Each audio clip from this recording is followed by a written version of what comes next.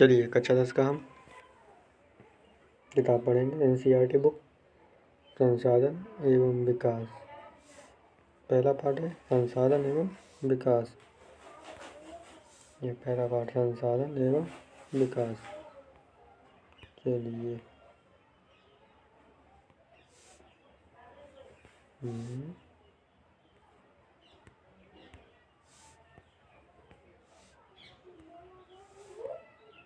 संसाधन एवं विकास। पहला चैप्टर संसाधन एवं विकास। संसाधन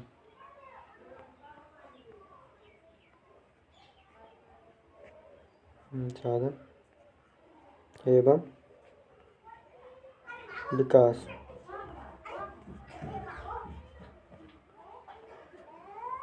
संसाधन एवं विकास। कक्षा 10 की एनसीईआरटी कक्षा 10 की एनसीईआरटी सीईआरटी बुक यानी किताब। चलिए संसाधन एवं विकास कक्षा 10 की एनसीईआरटी बुक पढ़ेंगे। पहला चैप्टर हम शुरुआत करते हैं, समझते हैं संसाधन एवं विकास को। संसाधन एवं विकास। चलिए इसको हटा दें।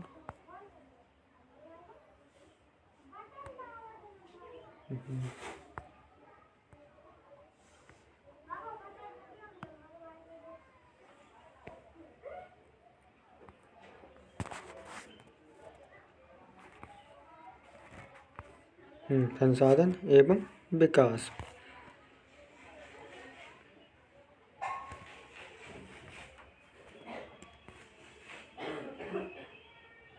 हमारे पर्यावरण में शुरुआत करते हैं। हमारे पर्यावरण में उपलब्ध प्रत्येक वस्तु जो हमारी आवश्यकताओं को पूरा करने में प्रयुक्त की जा सकती है और जिसको बनाने के लिए प्रौद्योगिकी उपलब्ध है, यानी जो टेक्नोलॉजी उपलब्ध है। और पर्यावरण में यानी हमारे पर्यावरण में यानी हम रहते हैं उस स्थान पर जो भी वस्तुएं संसाधन के रूप में उपलब्ध हैं और इनकी हम क्या करते हैं, आवश्यकता है, जिनकी हमें आवश्यकता है किसके अनुसार, उपयोगिता के अनुसार। उपयोगिता के अनुसार जिसकी हमारी आवश्यकता है, जिसको हम प्रयुक्त कर लेते हैं अपनी आवश्यकताओं के अनुसार। और जिसको बनाने के लिए प्रौद्योगिकी उपलब्ध है, टेक्नोलॉजी, जिसको बनाने के लिए प्रौद्योगिकी यानी टेक्नोलॉजी उपलब्ध है। तकनीकी से तकनीकी भी कह सकते हैं। तकनीकी यानी टेक्नोलॉजी उपलब्ध है। आर्थिक रूप से संभाव्य और सांस्कृतिक रूप से मान्य है। आर्थिक रूप से संभाव्य और सांस्कृतिक रूप से मान्य है। क्या कहलाती है, संसाधन कहलाती है। संसाधन कहलाती है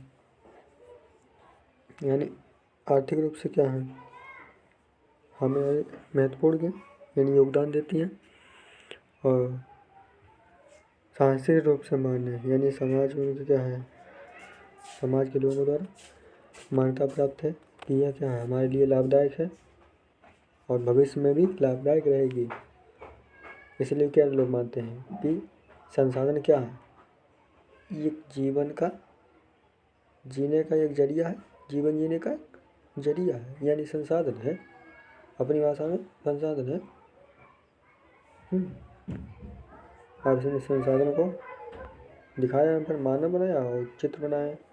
तेरा संसार मानव दिखाए, त्रिभुज मानव दिखा। भौतिक पर्यावरण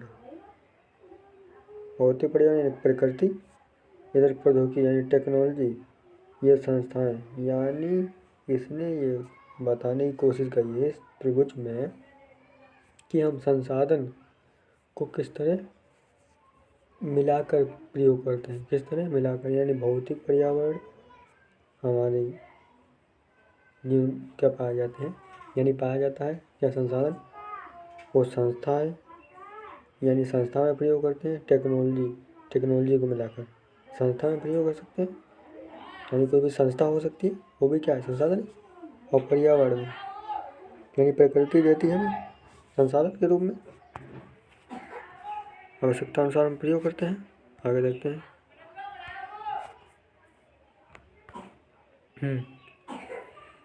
उसे संसाधन को बांट रखा है, यहाँ पर हम देखते हैं संसाधन को यहाँ पर बांट रखा है। देखिए संसाधन को दो भागों में बांटा है, एक तो प्राकृतिक यानी नेचुरल, दूसरा मानवीय यानी ह्यूमन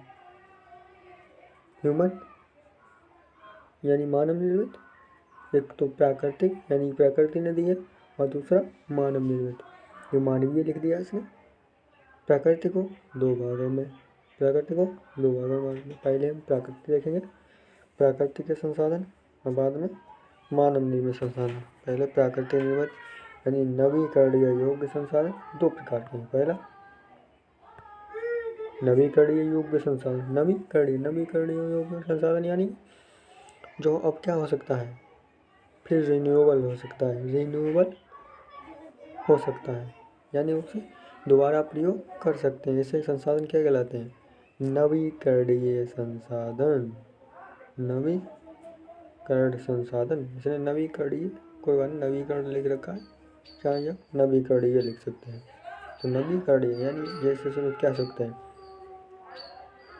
सतत यानी साथ चलने वाली, यानी ख़त्म नहीं होते, फिर उन्हें क्या किया, रिफाइन कर लिया। जैसे गस्ता होता है वो फिर रिफाइन कर दिया जाता है, पानी फिर रिफाइन कर दिया जाता है, और पवन फिर रिफाइन कर दी जाती है, यानी फिर उसको क्या बनाया जा सकता है, नवीकरण बनाया जा सकता है। ऐसे लिखा है पवन जल, ये क्या है, नवीकरणीय संसाधन है, नवीकरणीय। और नवीकरण दूसरा इसी में नवीकरणीय में जो सतत है, यानी लगातार चलने वाले, लगातार सतत यानी प्रवाह, सत्य, पवन, जल, ये क्या है, सतत यानी कभी ख़त्म नहीं होने वाले। और जैव संसाधन प्राकृतिक वनस्पति और वन्य जीव यानी प्राकृतिक वनस्पति, ये क्या है ना, जैव संसाधन है। वो क्या है, सतत, यानी हमें किसे मिले हुए। अब इसको क्या कर सकते हैं, जैव संसाधन को हम बढ़ा सकते हैं। अब जैव संसाधन बढ़ेंगे तो सतत क्या बढ़े, सतत अपने आप बढ़ती जाएगी। जब हम जैव संसाधन को बढ़ाएंगे तो पहले सतत और फिर जैव, यानी नवीकरणीय से सतत बात रखा है, फिर जैव संसाधन प्राकृतिक वनस्पति और एक वन्य जीव आएंगे। जैसे वन आएंगे प्राकृतिक वनस्पति, वन्य जीव आएंगे, संसाधन है, पर इसका उपयोग हम कम करते हैं अपने जीवन में, इसलिए इनको क्या करते हैं, इग्नोर करते हैं, और इनको खोते जा रहे हैं। अपने दूसरे जो संसाधन है उनका उपयोग करके इनका दोहन हो रहा है, और ये खतरे में पड़ रहे हैं। इतना होगा नवीकरणीय। अब अनवीकरणीय योग्य संसाधन में, अनवीकरणीय योग्य संसाधन यानी अनरिन्यूएबल, जिन्हें क्या किया जा सकता, अब वापस नहीं किया जा सकता, एक बार प्रयोग करने से दोबारा प्रयोग नहीं कर सकते, यानी को क्या हो सकते हैं, गायब हो जाती है, किसी के रूप में परिवर्तन हो जाता है, उनका उपयोग नहीं कर सकते। अनवीकरणीय योग्य संसाधन में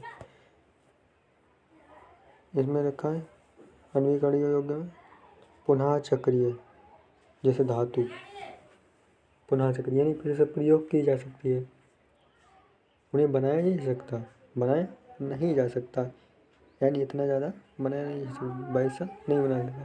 अरे चक्रीय है, चक्कर चल सकता है, फिर बनाओ, फिर और दूसरा अचक्रीय संसाधन में, जिससे धातु को फिर आकार दे दो, फिर पुरानी हो जाए, फिर आकार दे दो दूसरा, फिर बना लो। और ये क्या है, धातु चक्रीय, अचक्रीय, जैसे जीवाश्म पेट्रोलियम पदार्थ, ये जीवाश्म, कोयला, कोयला में क्या है, जीवाश्म यानी जीवों का अंश।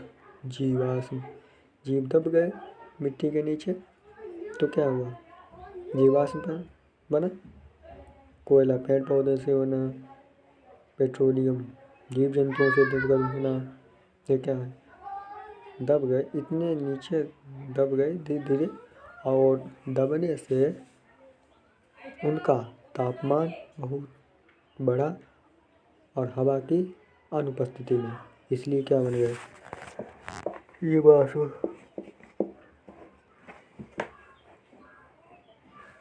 जीवाश्म बन गए, जीवाश्म बन सकते हो। यानी कि उनका क्या हुआ, आकार यानी गुण में परिवर्तन हो गया। क्यों, क्योंकि इतना ज़्यादा प्रेशर पड़ा, और क्या हो, प्रेशर, अब जब प्रेशर बढ़ता है तो हीट बढ़ती है, यानी गर्मी बढ़ती है, इसीलिए। हमने पढ़ लिया ना अनविकरणीय। अब दूसरे अंदाज में मानवीय।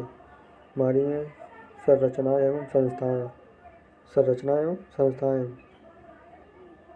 मात्रा एवं गुणवत्ता। ये आगे पढ़ेंगे ब्रीफ से, नहीं समरी से, समरी वाइज। चलिए,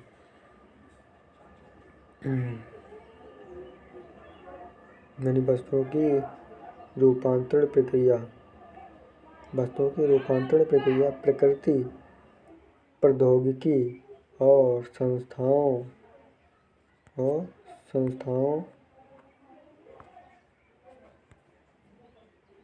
से परस्पर अंतर संबंध में निहित है।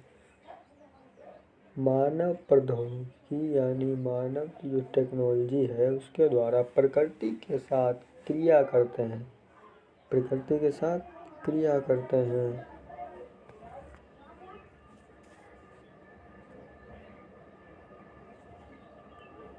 प्रकृति के साथ क्रिया करते हैं और अपने आर्थिक विकास की गति को तेज करने के लिए संस्थाओं का निर्माण करते हैं।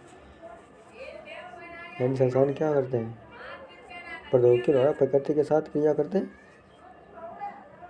क्रिया करना यानी क्या, मेल मिलाप, यानी अपना क्या, कुछ कंट्रीब्यूशन करना, योगदान देना, कुछ भी योगदान हो सकता है।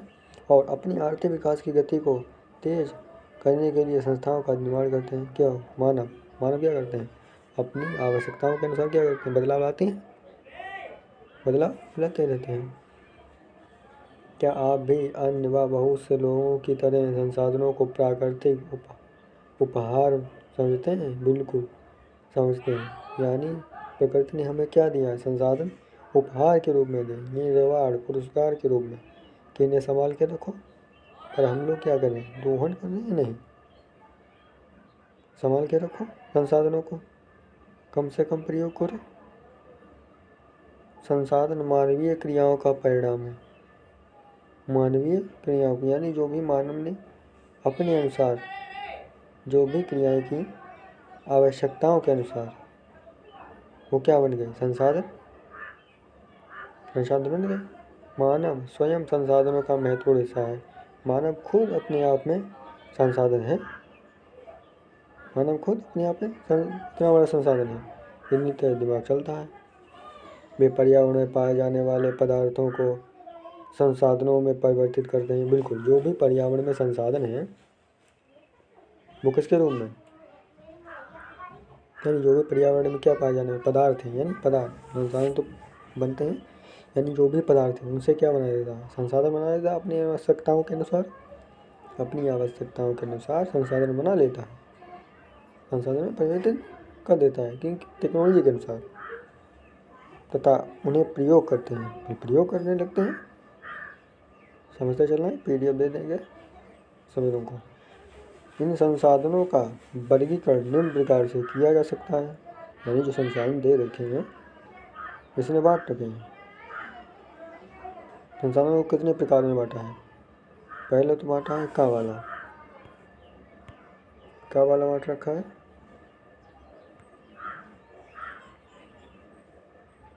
का वाला।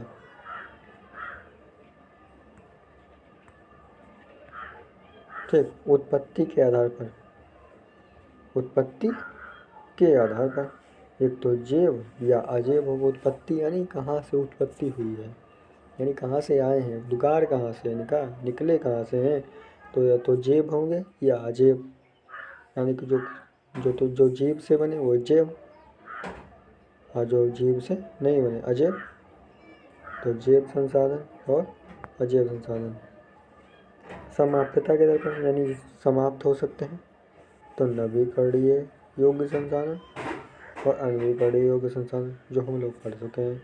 समाप्तता के आधार पर, स्वामित्व के आधार पर, व्यक्तिगत समुदाय व्यक्तिगत संसाधन, सामुदायिक संसाधन यानी निजी, समाज यानी सभी के, सरकारी हो सकते हैं, राष्ट्रीय स्तर के हो सकते हैं, अंतर्राष्ट्रीय स्तर के, नेशनल इंटरनेशनल, और ये प्राइवेट और गवर्नमेंट, सामाजिक सोशली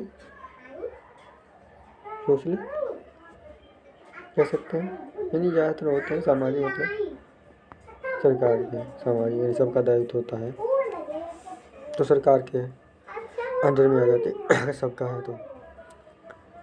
और तीसरा विकास के स्तर के आधार पर, जी तीसरा गाँव वाला विकास के स्तर के आधार पर, यानी संभावी संसाधन हो सकते हैं, यानी संभावना है कि उनका प्रयोग करेंगे और वे हमारे उपयोग के अनुसार हम उनको बना लेंगे और संसाधन में परिवर्तित कर देंगे। ये क्या है संभावित संसाधन। विकसित और भंडार संचित शोध, यानी विकसित हैं कुछ संसाधन तो विकसित है, भंडार है यानी विकसित है, और भंडार और संचित कोष यानी अभी क्या है वो हमने उन्हें रखा है, अभी हमने उनको स्टॉक में रखा है पर हम प्रयोग करेंगे इसे संचित कोष कहलाएंगे। क्या कहलाएंगे? संचित कोष कहलाएंगे। संसाधन संचित कोष संसाधन। चलिए आगे देखते हैं दूसरा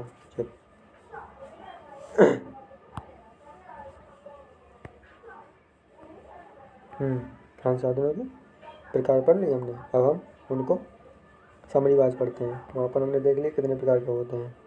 अब यहाँ पर हम पढ़ते हैं उत्पत्ति के आधार पर संसाधन। भाई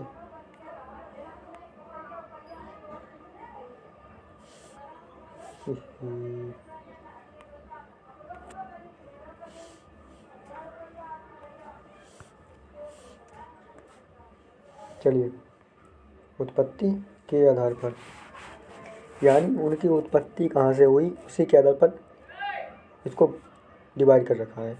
जैव संसाधन उत्पत्ति के आधार पर दो संसाधन हैं, एक तो जैव संसाधन है और जैव संसाधन। इन संसाधनों की प्राप्ति जीव मंडल से होती है। किससे? जीव मंडल, यानी जीवों का जो पूरा ग्रुप होता है, यानी जो भी जितने भी जीव हैं, कार्डेटा फाइलम वगैरह, ये कक्षा 9 में पढ़े होंगे आपने, सिलेंटेटा ऑर्थोपोडा मोलस्का, ये क्या है? जीव संसाधन। ये क्या है? जीव, पर इनका प्रयोग नहीं होता। पर यहाँ पर क्या बताया गया है? यहाँ पर बताया गया है सब ये भी मतलब पहले के बताए हैं कि हम वो क्या हो गए थे, दब गए थे, उनसे पेट्रोलियम बना, तो उसी पर ये ज़्यादा जोर देगा। बाकी हम समझ सकते हैं कि जीवी से जैव संसाधन बने हैं। तो इन संसाधनों की प्राप्ति जैव मंडल से होती है। जैव मंडल से जीवों को अलग मंडल में बांट रखा है, जीव मंडल से, और इसमें जीवन व्याप्त है। इसमें क्या है? जीवन व्याप्त है, इसमें जीवन होता है। इसमें मनुष्य एक संसाधन है, वनस्पति संसाधन है, प्राणी यानी जो भी प्राणी छोटे छोटे हैं उनको प्राणी जात कहते हैं। मत्स्य जीवन यानी जो भी तैरते हैं वो मत्स्य जीवन। पशुधन ये क्या है? संसाधन है। कितने बड़े हमें क्या देते हैं? मिल्क, दूध देते हैं और कई कामों में आते हैं। उपले बनाने में इनका प्रयोग होता है पशुधन का। ये क्या है? सब संसाधन है। ये क्या है? यानी कि जैव संसाधन है। जैव संसाधन आप पढ़ेंगे हम लोग अजैव संसाधन। जैव संसाधन क्या है? यानी जैव संसाधन इन संसाधनों की प्राप्ति जीवमंडल से होती है, वो इसलिए, और इसमें जीवन व्याप्ति है, यानी इसमें जीवन होता है। जैसे मनुष्य है, वनस्पति जात है, यानी जो भी वनस्पति हैं आप देखते हैं अपने खेतों में, बागानों में, ये क्या है? इनमें जीवन होता है नहीं। प्राणी जात होते हैं, यानी जो भी प्राणी हैं, प्राणी जात। मत्स्य जीवन, यानी जो भी पानी में रहते हैं। पशुधन, यानी जो भी बचा है उन्हें प्राणी जात में रख देते हैं। दूसरा अजैव संसाधन, अजैव यानी उसमें जीवन नहीं होता। अजैव तो जीवन, नो लाइफ। अजैव संसाधन वे सारे संसाधन जो निर्जीव वस्तुओं से बने हैं। कैसे? निर्जीव वस्तुओं से, अनलिविंग थिंग्स, नॉन लिविंग, अन तो नहीं कहेंगे, नॉन लिविंग थिंग्स यानी किससे बने? निर्जीव वस्तुओं से अजैव संसाधन कहलाते हैं। अजैव संसाधन कहलाते हैं। उदाहरण के लिए चट्टानों में जीवन होता ही नहीं, चली चली थोड़ी घूमती हैं, ना ही तो बढ़ती हैं, है ना। और धातुएं यानी चट्टानें और धातुएं क्या है? अजैव संसाधन है। अजैव संसाधन है। चट्टानों का प्रयोग करते हैं हम लोग, संगमरमर, चूना पत्थर, बलुआ पत्थर, ये क्या है? चट्टानें। और धातुओं से, चट्टानों से ही धातुएं निकाली जाती हैं, पठार से धातुओं का प्रयोग करते हैं लोग नहीं। लोहा, स्टील, जितने भी देखते हैं आप, ये क्या है? धातु है। चलिए आगे बढ़ते हैं, हम देखते हैं। यानी पहले हम बताएं अजैव संसाधन वे सारे संसाधन जो निर्जीव वस्तुओं से बने हैं। आप लोग देखते हैं जो निर्जीव वस्तुओं से बने हैं। धातु से क्या बनी है? गाड़ी बनी है, बस बनी है, ये क्या है? अजैव संसाधन। अजैव संसाधन कहलाते हैं।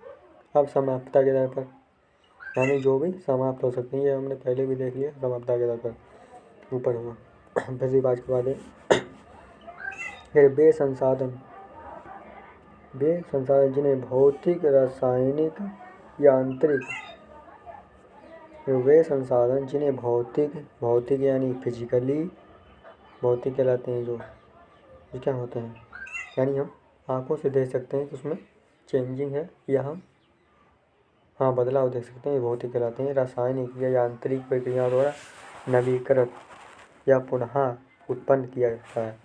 यानी कह रहा है या तो भौतिक रूप से यानी फिजिकल रूप से उनको चेंजिंग, फिर से वैसे बदलाव आ जाए, या रासायनिक रूप से आ जाए, या यांत्रिक रूप से प्रक्रिया द्वारा कैसे भी उनके क्या पुनः वैसे ही आ जाए, तो क्या कहलाए? नवीकरणीय संसाधन कहलाते हैं। या पुनः उत्पन्न किया जा सकता है, यानी फिर से क्या करेगा? बनाया जा सकता है।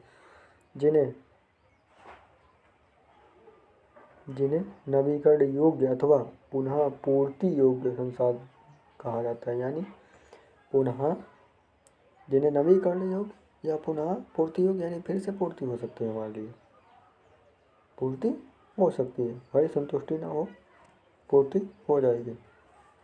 उदाहरण के लिए सौर ऊर्जा नहीं, सौर ऊर्जा, पवन ऊर्जा, जल ऊर्जा, वन्यजीव सौर ऊर्जा, यानी जो क्या चलती है? सौर पवन शक्ति, सौर शक्ति है, उसे क्या चलती है? सौर। ये सौर थोड़ी नहीं, ये सोलर पैनल वाला है, ये पवन से चलती है ना शक्तियाँ, सोलर पैनल से ऊर्जा, पवन ऊर्जा, वाइंड एनर्जी, ये सोलर पावर। जल ऊर्जा, वाटर एनर्जी, वन तथा वन्यजीव, वन भी और वन्यजीव क्या है? ये सब क्या है? रिन्यूएबल है, यानी फिर से इन्हें क्या किया जा सकता है? बनाया नहीं जा सकता, ये इन्हें क्या है? ये अपने आप यानी प्रकृति हमें देती है। कौन देती है? प्रकृति। समझ सकते हैं? प्रकृति देती है हमें। शोर तो नहीं देती मगर उसका क्या प्रकाश देती है, उसी से हम लोग शोर बनाते हैं, उसी से ऊर्जा बनाते हैं। इन संसाधनों को सतत यानी लगातार चलने वाले, मोदी जी सतत की बात करते हैं, अथवा प्रवाह संसाधनों में विभाजित किया गया है। प्रवाह यानी कि चलने, लगातार चलने वाले प्रवाह कहते हैं। लगातार चलने वाला प्रवाह संसाधन कहते हैं। चलिए अब गए अनवीकरणीय योग्य संसाधन। वो तो नवीकरण थे, अब अनवीकरणीय योग्य संसाधन वैसे हमने पढ़ा दिया है ऑफलाइन में पहले ही संसाधनों को, फिर से रिवाज करवा रहे हैं। चलिए अनवीकरणीय योग्य संसाधन। अनवीकरणीय योग्य संसाधन यानी इन संसाधनों का विकास एक लंबे भूवैज्ञानिक अंतराल में होता है, यानी बहुत बड़े टाइम लगता है, वो समय लगता है बनने में। इन संसाधनों को बनने में लगभग हजारों साल लग जाते हैं। संसाधनों हजारों साल, कई 100 साल लग जाते हैं संसाधनों को बनने में। इसलिए कह रहा संसाधनों का विकास एक लंबे भूवैज्ञानिक अंतराल में होता है। खनिज और जीवाश्म ईंधन इस प्रकार के संसाधनों के उदाहरण हैं। यानी खनिज क्या है? इन्हीं से निर्मित है, यानी कई हजारों लाखों वर्षों के ये क्या है? संसाधन है। जीवाश्म ईंधन यानी जो भी पेट्रोलियम है, इस प्रकार के संसाधन के उदाहरण है।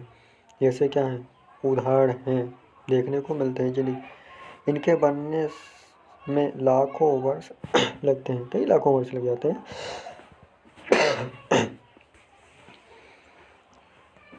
इनमें कुछ संसाधन जैसे वस्तुएं पुनः चक्रीय हैं और कुछ संसाधन जैसे जीवाश्म ईंधन अचक्रीय हैं। कह कुछ चक्रीय हैं, कुछ अचक्रीय हैं।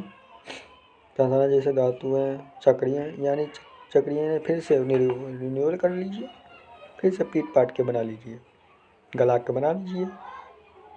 सबसे ज़्यादा क्या गला के बनाया जाता है? सोना चांदी, वो महिलाएं पहनती हैं कुछ झुमका टाइप से। तो क्या है? इन्हें पुनः चक्रीय किया जा सकता है। और कुछ संसाधन जैसे जीवाश्म ईंधन अचक्रीय हैं, यानी वो एक बार जल गया, अब पेट्रोल एक बार डाल लिया तुमने, आप फिर धुआं उसको पकड़ने जाओ, नहीं फिर से डालेंगे हम। हाँ फिर से डालोगे तो मोटरसाइकिल में पेट्रोल डाल के धुआं उड़ा देता है, आपका धुआं भरोगे तो धुआं भर लो एक पेटी में, एक टैंक में धुआं भर लो, फिर चल जाएगा। ऐसा नहीं हो सकता। तो क्या है? अचक्रीय है। एक बार धुआं बन गया तो फिर धुआं बन गया, हाँ वो नहीं मिलने वाला। एक बार के प्रयोग के साथ खत्म हो जाते हैं, एक बार प्रयोग करने से खत्म हो गए।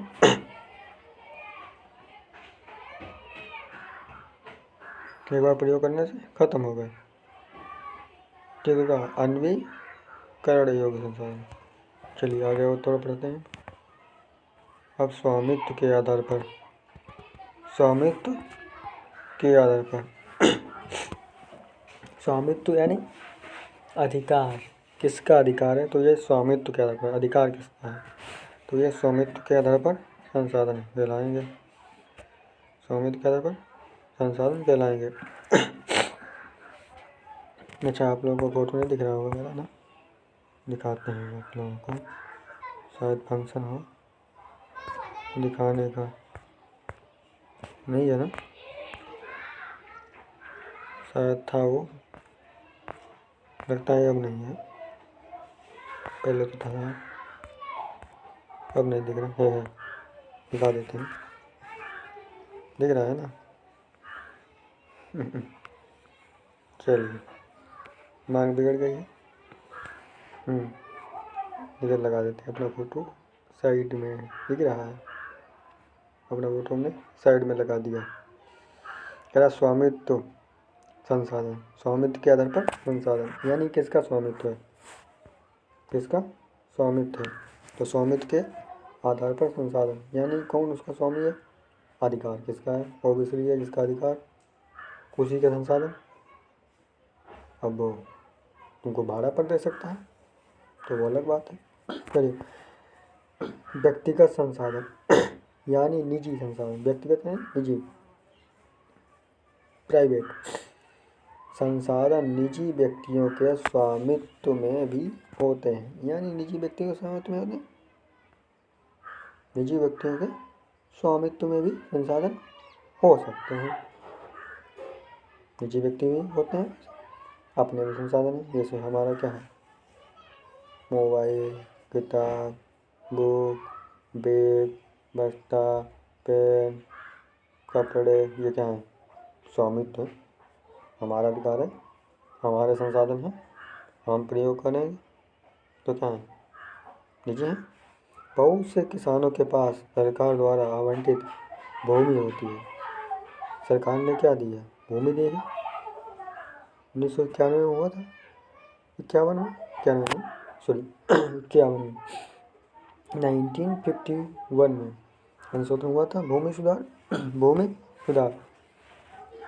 तो क्या किया था सरकार ने, भूमि जमींदारों से लेकर सबको बांट दी थी। यानी ये बहुत अच्छा सरकार ने कदम उठाया था उस वक्त। ऐसा पाकिस्तान में सरकार ने नहीं उठा पाया, तो वहाँ के लोग क्या हैं, डेवलपमेंट यानी नहीं हो पाया, आगे नहीं जा पाए, क्योंकि उन्होंने चेंजिंग नहीं की, रूल नहीं बदला, नियम। अगर किसी ने स्थिति के अनुसार अपने आप को नहीं ढाला, वो पक्का पीछे जाने वाला है, वो पीछे जाएगा। तो अपने आप क्या बदलना है, अपने आप को बदलते रहना है सिचुएशन के अनुसार यानी स्थितियों के अनुसार अपने आप को ढालना है, बदलना है। चलिए आगे, बहुत से किसानों के पास सरकार द्वारा आवंटित भूमि होती है। यानी वो तो होती है, किसानों के पास है अभी भी। पाकिस्तान में ऐसा नहीं है किसान, क्योंकि वहाँ कई किलोमीटर तक एक ही जमींदार या हम कह सकते हैं व्यक्ति के पास भूमि है, जिसके क्या लिखा है, थोड़ा रुकते हैं।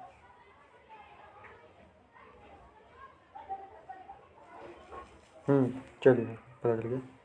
इसके बदले में वे सरकार को लगान चुकाते हैं। यानी क्या कह रहा है, यहाँ पर जोर दिया जा रहा है, पहले हमने बता दिया वो थोड़ा, यहाँ पर जोर इसलिए दिया जा रहा है कि जो सरकार की ज़मीन है, यानी कि समुदाय यानी कि सामुदायिक, वो किसी एक भूमि किराए पर ले रखी है किसने, व्यक्ति ने, तो उसका किराया चुका रहा है ना। अब उसने क्या निजी बना रखी है अपनी, होगी नहीं, जैसे दस्तावेज में नहीं होने वाली है, मगर क्या उसका क्या देता है, वो किराया देता है, किराया देता है सरकार को। तो सरकार कहता है भाई ले लो, किराया दे रहे हो, हमें क्या, हमें तो रुपये दे रही हो। चलो, हाँ, गांव में बहुत सारे लोग भूमि के स्वामी भी होते हैं। गांव में तो हैं, सबके पास भूमि लगभग होती है, और बहुत से लोग भूमिहीन होते हैं। हाँ, बहुत सारे लोग हैं इनके पास भूमि नहीं है, या बहुत ना के बराबर है। शहरों में लोग भूखंड यानी थोड़ा थोड़ा हिस्सा भूमि का, घरों व अन्य जायदाद के मालिक होते हैं। यानी प्लाट हो सकती है और घर हो सकते हैं, इसके मालिक होते हैं। शहरों में बाग, चारागाह, तालाब और कुओं का जल आदि संसाधन के निजी स्वामित्व के उदाहरण हैं। यानी बाग हो सकते हैं, व्यक्तियों के आम के बाग होते हैं, अमरूद के बाग होते हैं, चारागाह होते हैं। चारागाह यानी जहाँ क्या पशु चरते हैं। तालाब होते हैं निजी व्यक्तियों के, पहले कुएं होते थे, अब भी होते हैं, पर इनका उपयोग नहीं होता है। जल होता है। आदि संसाधन के निजी स्वामित्व के उदाहरण हैं। यानी ये क्या है, निजी स्वामित्व के हैं, यानी उसके खुद संसाधन हैं। अपने परिवार के संसाधनों को भी एक सूची तैयार कीजिए। यानी आपके परिवार के जो भी संसाधन हैं उसकी सूची बना लीजिए, फिर क्या दिक्कत है। चलिए आगे बढ़ते हैं। नहीं, एक बार रिवाज करा दें इसका। करो संसाधन निजी व्यक्तियों के स्वामित्व के होते हैं। यानी ये संसाधन क्या है, निजी व्यक्ति है, हम खुद हैं, हम खुद हैं, हमारे पास पेन है, बैग बस्ता है, तो क्या निजी संसाधन है, निजी संसाधन है। हमने सरकार को क्या दिया, पहले हम क्या देते हैं, वो कह रहा था क्या, यहाँ पर जो क्वेश्चन आया था कि वो लगान देता है, क्योंकि सरकार से क्या रखा है उसने, जमीन ले रखी है, जमीन ले रखी है, कुछ नहीं। चलो आगे हम बढ़ते हैं, अब इसमें कुछ नहीं रह गया, आगे बढ़ते हैं। अब पढ़ते हैं सामुदायिक स्वामित्व वाले संसाधन। समुदाय यानी सबका स्वामित्व होता है। ये संसाधन समुदाय के सभी सदस्यों को उपलब्ध होते हैं, यानी सभी सदस्य का प्रयोग करते हैं, सभी सदस्य प्रयोग कर सकते हैं इन संसाधनों का। ये क्या लिखा है,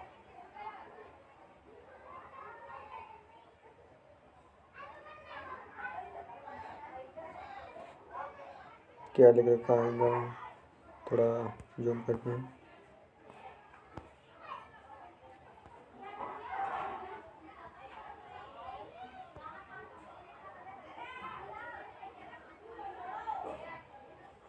चलो उसको छोड़ते हैं, वो नहीं दिख रहा।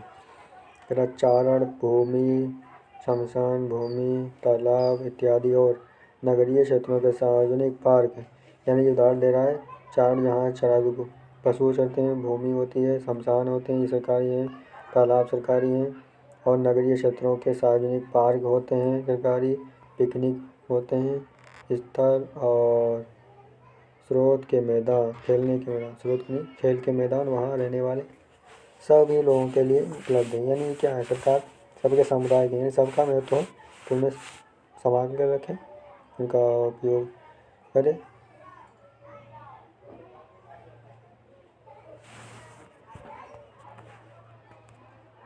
चलिए इतना समझ में आ गया, रिवाज करवा रहे हैं। पहले हमने ये बता दिया था, तो लिखवा दिया था, कि नोट्स भी दे दिए थे। राष्ट्रीय संसाधन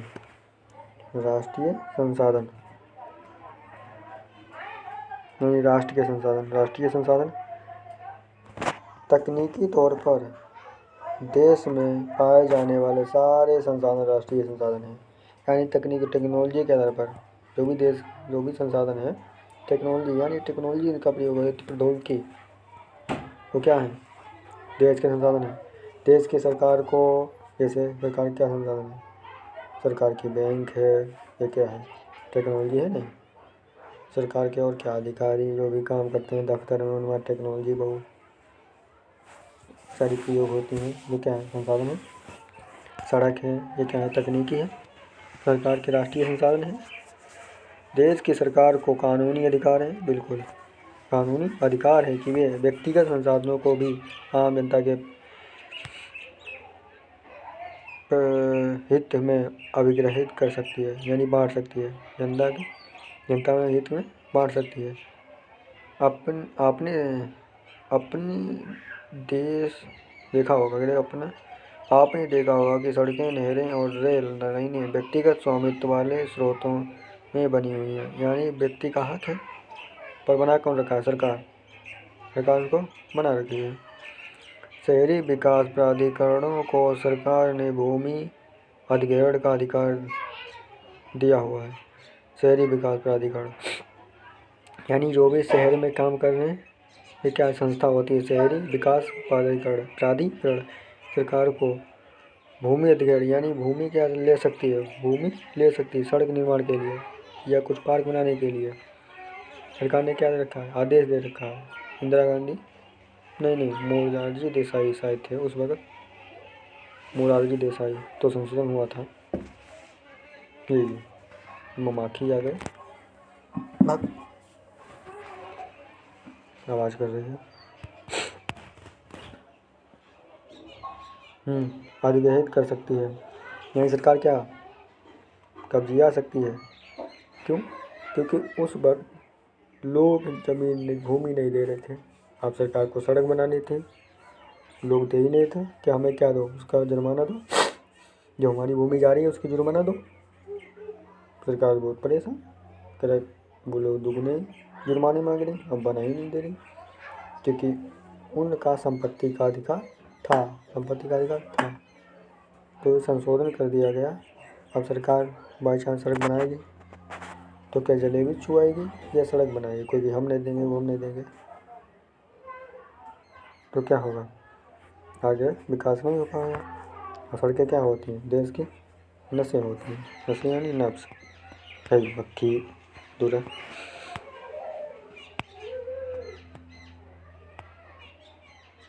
चलिए आगे देखते हैं।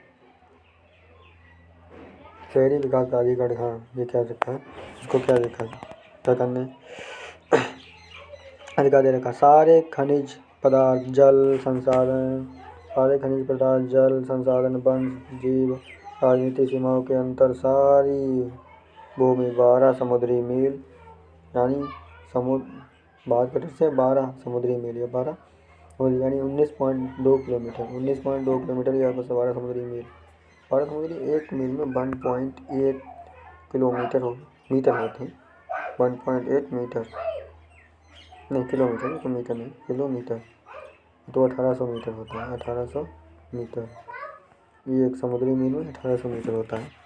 तो आप गुणा कर लीजिए 12 से, तो लगभग इतना ही आएगा। लगभग बता रहे हैं।